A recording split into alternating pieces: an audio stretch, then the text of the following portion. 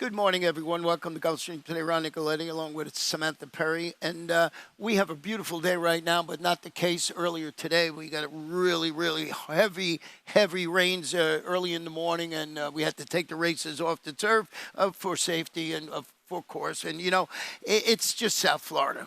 Could rain for an hour and get 2 inches of rain and then be beautiful the rest of the day. Exactly. And it is beautiful. So thank goodness we'll have some pretty weather to get us through the rest of the card. And we already know that they're off the turf today. So today, when you put your Rainbow Six ticket together, it's $500,000. That's $500,000. Races 6 through 11. So you'll be able to do your handicapping. It's a shame because we had some really nice turf races, but we didn't lose a lot of horses, scratches, and that's the beauty of the Tapeta. So we're going to get right to the action. The first race was originally 7.5 on the turf. Now to be run at a mile 70 odds on the Tapeta. Maiden special weight, state bred filly, 3-year-olds. And we did have just one scratch in the whole race, so you can see how it is. And actually, 11 horses, and Brian put together an early pick 5 ticket, and he went pretty deep in here. We'll talk about that race. 2-7 for him in race 2, Laveau and Tis Business. In race 3, 1-7 Ensemble, and he's got Bravo Kitten. He's singling Hello Jack in the 4th. Lots of coverage in the 5th. That race was originally a mile and a 16th on the Tapeta, now a mile and a 16th on the all-weather surface. So we'll see how that plays out. Now, this first race here, Guys the Road figured either way. So I don't know if you had this one on top. Yeah, and thank goodness this horse has already had a start over the Tapeta track, and it was actually a really nice race. And Jess's Dream, her sire, not the most productive on the turf course, so I like the fact actually that it came off the grass for her and played to the Tapeta. She's already got some back form on that. Yeah, and she's getting, everything today. Getting Lasix, getting blinkers. After that good performance, Jorge Abreu is the trainer. And, of course, the return of Irad Ortiz Jr. this afternoon. And he will be on the number 3 Kaiser Road, and he is our leading rider. Now, I know you had 5 and 4. You had a video you want to show. I know he's on the turf, but still you can work it out and see if they're going to run well on the Tapeta. Yeah, these two, the 4 and the 5, ran against each other last out. Here you see Our Flag Flying is the 2 Sassy But Precious is the 7 here, and they both kind of made a move at the same time in this race. I like the way that the number 2, Our Flag Flying, just kind of was so professional threading through horses here. Now, the number 7, Sassy But Precious, in that race ended up running second, but I just felt like the number 2, Our Flag Flying, out of that replay was just a little more game. I'm going to give her another shot here today, and Our Flag Flying was up at Woodbine, already had a start over the Tapeta track back in October. Yeah, that was going 6 furlongs, so that sets her up nice. So that is race number 1. Now, race number 2 this afternoon is 6 furlong maiden claimer, fillies and mares, 4-year-olds and up, $20,000. And Samantha put an early pick 4 ticket together, so we'll go through that right now. Yeah, I singled in this race. We'll get to this in a moment. And in race number 3, I singled as well with Ensemble. That's my best bet of the day. Coverage in race 4, unfortunately, it scratched down to just 4 horses. I think that maybe there could be an upset. You was either go down with the 3 or try for something else here. I'm going to try for something else, hopefully. And in race number 5, a mile and a 16th on the Tapeta track, the number 7, Kinchin. I don't think will be much of a long shot today, but was my long shot of the day here, and I'm just going to leave it at that. $10 the ticket here. $10, very affordable, and I agree with you with the number 7, Laveau, who was solid, second sprinting on the dirt against Better. That was back in November. Returns to the main track today and drops after failing to get on track, but that was going a mile on the turf. Joe Orsino, boy, his horse has been running very well over the last couple of days with Miguel Vasquez in the saddle. Yeah, this is a horse that if she just kind of runs half that race, she should beat this field here.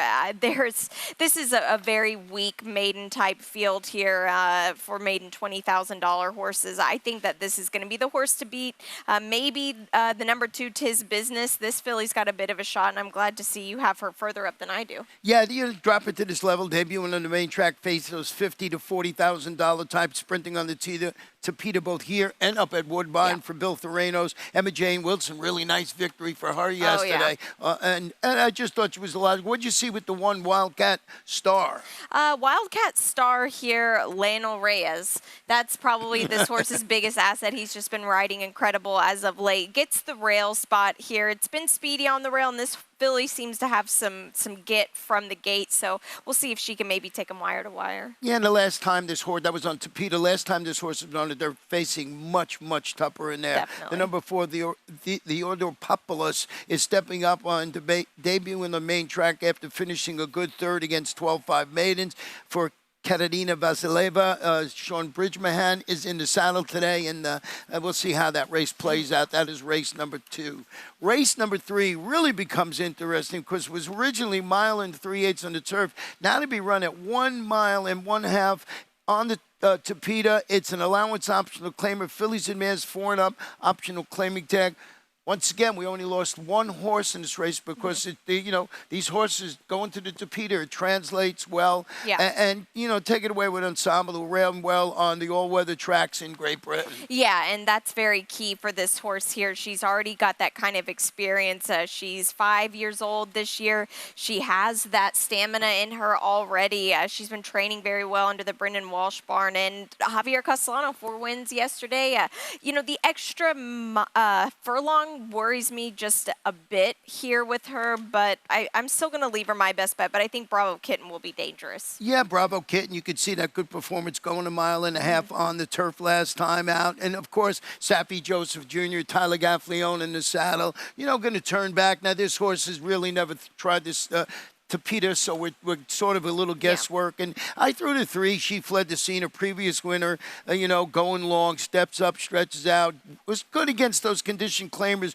Going 1 mile in the 16th. Once again, you got to try and figure out this horse has tried the Topeka twice and hit the board twice. Yeah, and that helps out a lot. And Kathleen O'Connell definitely spots them well. So if she's leaving this filly or this mare in the race, she must think a little bit of she can run. Yeah, and so and see Miguel Vasquez, certainly. Now, the 4th race today got hit with the scratch bird. This and 7 furlong. Claim is 3 and up, 25,000. Scratch the 2, the 5, and the number 7. So a 4-horse field in here.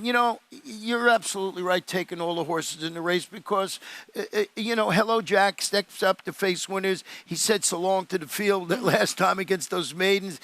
It's an easier spot now for Peter Walder and Irad Ortiz. Yeah, and it was such an impressive win, but he wasn't facing much at all. This barn has been quite cold, though, and that's what kind of worries me a little bit here. So tread lightly. I don't think it's as easy as a 9 to 5 on the morning line. I had some interest in the number 1 horse in here, Quincy Cafe, a previous winner on the dirt at the distance, goes back to the main track. Finished that okay 4th against 35 starter optional claimers going 5.5 on the Topeka. Lacey Gaudet is the trainer. Of course, Lacey from up in the Maryland way. She does an excellent job. And she's got Paco in the saddles. I thought maybe this horse could run well. Yeah, and last start was this horse's first start on this track here at Gulfstream after the ship from Laurel, where Lacey Gaudet does have a string. So I think that maybe now that this horse is a bit more acclimated to the climate here, it should play out well for him. Let's go to race number 5 this afternoon. And this one originally on the turf at 1 mile and the 16th. Now to be run at the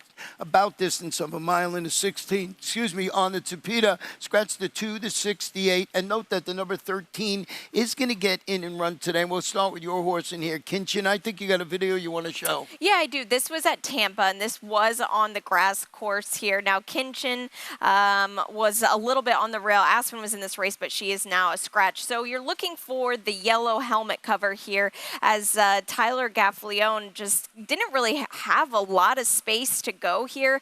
This was this filly's first try at Tampa, and I just like the way that she was very game to kind of dig down with these horses. Now, she's a lighter frame filly. I think she'll handle this Topeka quite well here today. At least I'm hoping she will. I don't think we'll get 6 to 1 on her, but we might get a little bit of a price. Her previous claim to fame, she was 2nd in the grade to Miss Grillo up at Saratoga while still a maiden. So they thought highly of this horse. And, went to Tampa, and you saw the race she ran there. I stuck with the number 5, War Princess, his daughter Wharf Run, stretching out to the mile and the 16th on Topeka. Solid local debut in which he finished a dual throughout third, going a mile. It's Todd Pletcher, Louis Saez. It's a lightly raced 4-year-old, and I'm just going to keep this horse on top of my ticket. Yeah, and she could very well be a big speed player in this race, which could help her quite a bit. And then the 11, Wardia, is debuts for Todd, so bred beautifully. Got lots of breeding on both sides of the family tree. Yeah. We'll see how that runs on the Tapeta. Yeah, we'll have to take a good look at her here in the paddock, but definitely bred incredibly from the Shadwell stable. Well, we're going to take a short break. When we come back, we will have my Rainbow Six ticket with a $500,000 gross jackpot guarantee. This is a championship meet. All the best jockeys in the world are here, and I'm excited to ride against them. We back. And you get to watch some really incredible, talented athletes out there. To us, it's a place to be in the winter. I love Gulfstream Park because of the racing. The palm trees, the beach is right here. The horse racing is some of the best in the country. A lot of good horses come out of here. If you want to go to the next level, Gulfstream Park was the place to come. I remember the first time I came to Gulfstream, it was like this big fairy tale place. All the history. Shoemaker sitting perfectly still. He hasn't touched this magnificent colt, and here comes the finish. And all these great horses, trainers, jockeys. It was everything that I ever dreamed of.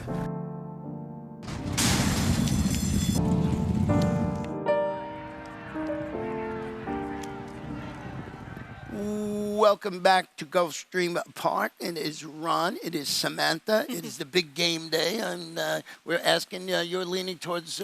Which one did you say? I don't really have an opinion, but I guess the Chiefs. It's closer to Oklahoma City, where I'm from, so I guess. Yeah, you got to go to mileage. So. Yeah, exactly. Yeah, a lot of my friends are fans of the Eagles, so it's such a great game. It's just either way. 6 furlongs, allowance optional claim of 4 and up. The optional claiming tag $25,000. And as I mentioned a couple of times already, that the Rainbow Six is going to start here with a $500,000 gross jackpot guarantee, 48.60 for me. We'll talk about this race. Race number 7, Lady Irvine, every time in Hollywoodland for me. And race number 8, I got some coverage with Siege of Boston. That one came off. It's going to be a mile 70 yards on the Tapeta, Saratoga Flash, and Lord of War. In race number 9, there's my single today, Seduction. Samantha's going to show us a video. That's Todd Pletcher. Thought that horse stretching out to the mile would be good. Coverage in race number 10. That one came off the turf. I'm going to stick with Candle, Aqua Dolce, and M. Claire. And then in the last 3, 5, 6, that was on the Tapeta all the time. My top pick, Handsome Prince. So 48.60 for me. I figured I'd put that other $5-6 in because of that $500,000 gross jackpot guarantee. Yeah, it's going to be huge today, and still have big fields like you mentioned. So get involved. I thought Bourbon Ready would be way lower. And more. I thought this horse was so impressive last time. Certainly ready when he returned from. He drew clear. He beat those 40 maiden optional claimers by a yard, 10+ lengths, I think it was in there. Todd has a rad returning on this $310,000 Son of More Than Ready. And I'm glad that you went a little different way in here because that's what I was thinking. I thought this horse in the morning line would be like 3 to 5. And then I'm watching it, and it's sort of like nobody's really saying this is the horse that's going to win. Yeah, they're not. Maybe he's not ready. That was good what you did there. Anyway, he didn't beat much. And I know it was a 10-horse field, but still, nobody's come out of it and has impressed me the past couple weeks. So that's what worries me the most from him. This is the logical move for him in a race like this, though. He was coming second off the bench as well, which helps. He's going to be more fit this time around and gets the rail. So I lean towards the 6 Gangly. Pete Walder, though, like I mentioned earlier, it's been a barn that's been a bit cold lately. I hope this can get him off the duck here, but we'll have to see. This horse is a 6-time local winner. Yeah. Certainly loves to run here. He's he defeated a pair of next out winners going 6.5. Walder, he's good with this type of layoff. He's like 25%. He's got Louis Saez in the saddle today. Yeah. And Starship Renegade, who was 4th behind Gangly 2 starts back, really certainly turned it around last out when he drew clear to defeated those state breds. He got a 91 buyer figure in that race. That's pretty quick for this level of horses. Yeah, it was. And at first I didn't take too much of a look at him because that was against Florida breds.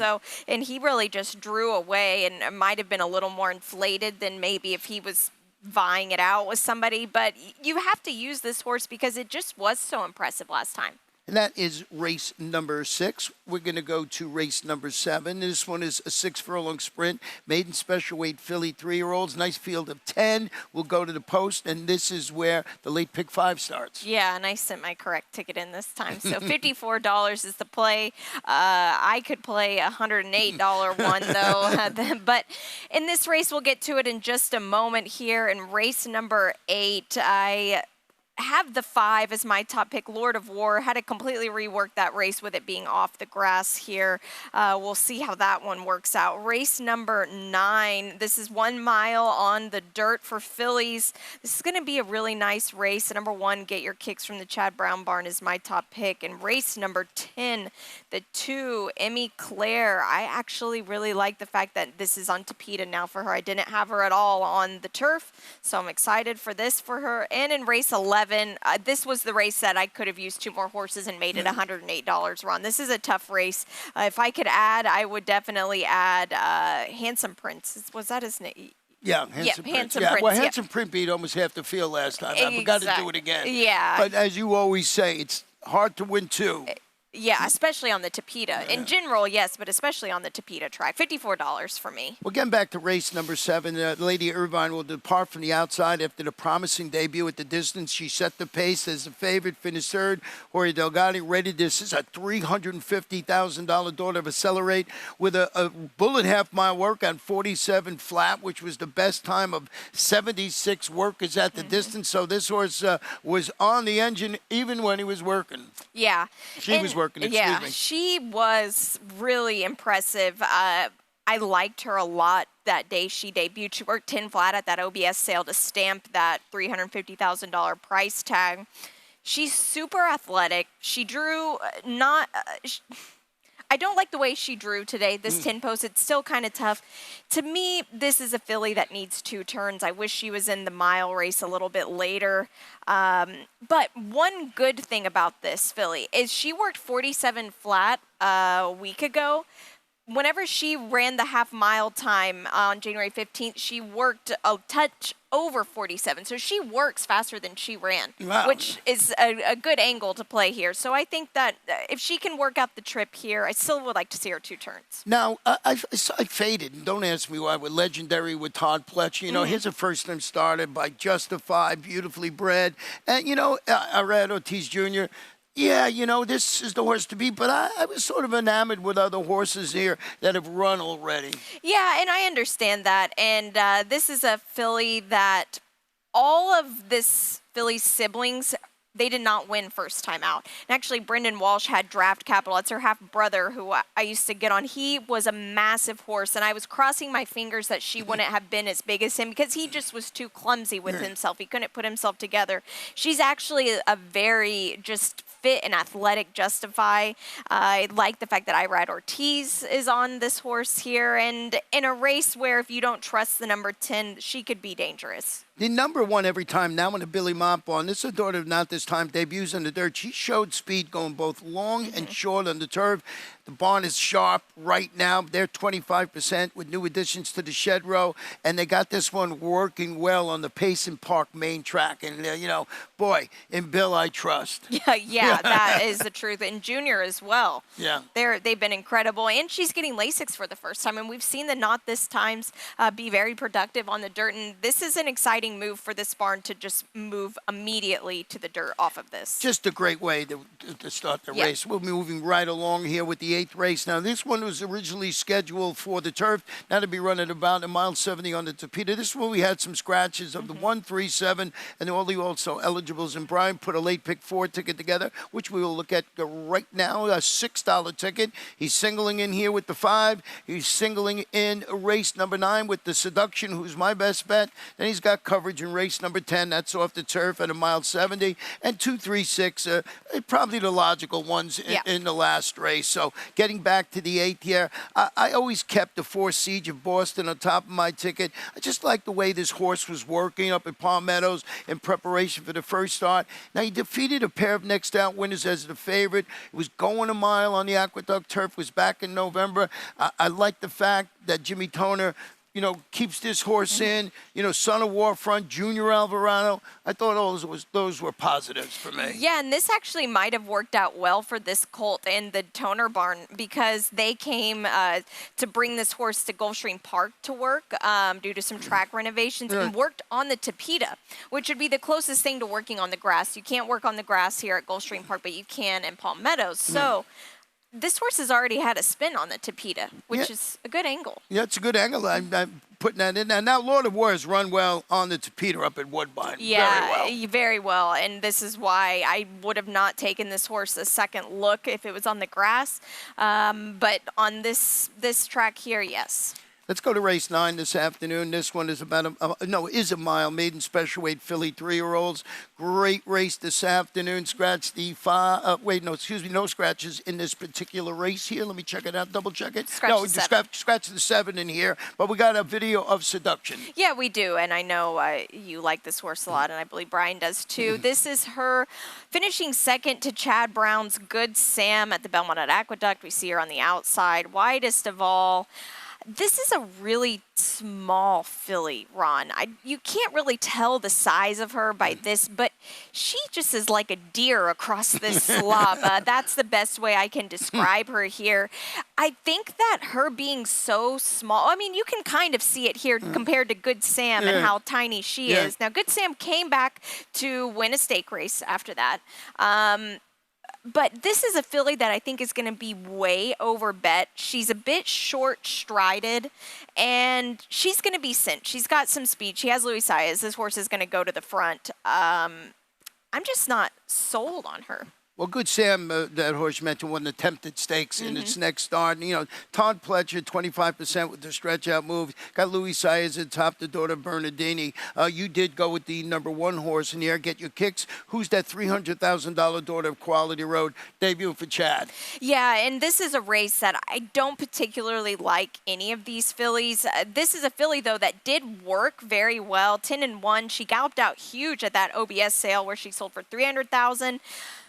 Quality Road stands for $200,000. $300,000 is not that expensive for a Quality Road at the OBS April sale. So, yeah, it looks like a lot to us, but Quality Roads sell for a lot more than that. When you watch her walking video, she's very long-backed, not one that I would buy, not that I could buy ever, but if I was suggesting a horse to buy, just not my style of horse. But she breezes way better than she looks. We can go partners. Oh, yeah. Okay.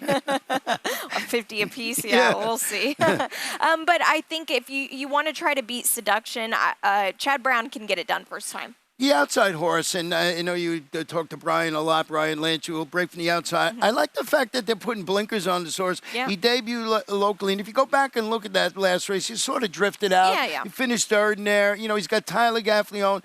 Barney Sharp when they put blinkers on. Got to deal with the outside post, but I thought maybe, this horse could be on the ticket somewhere. Yeah, I agree completely. And she tried, which you got to give her some credit, putting some blinkers on because she didn't really break that quick and wasn't in it early. Jose Ortiz, who was on her last time, was just kind of nudging her the whole way. So we'll see. Well, we'll go to race number 10. This one was also scheduled for a mile on the turf, mile 70 on the Tapeta, allowance optional claim of fillies 3-year-olds. That tag is $75,000. Scratch the 5 American Rocket. Also scratch my long shot on the outside when it was on the turf as Soweria. We did all that work yesterday with our videos, having a lot of fun with all the fancy cars here.